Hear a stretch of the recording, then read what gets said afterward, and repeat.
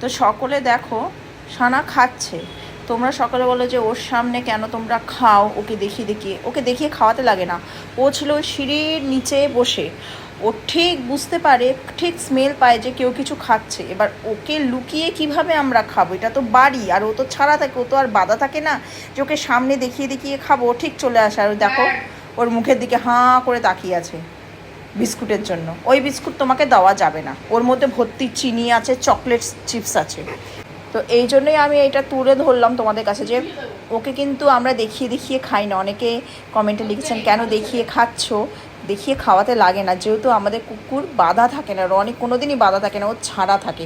শুধু স্নান করার পর ওই যে ওকে খাতির করছে, দেখো সকলে দেখো খাতির কেন করছে বলতে, বিস্কুট দেওয়ার জন্য, যদি একটুখানি বিস্কুটটা দেয়।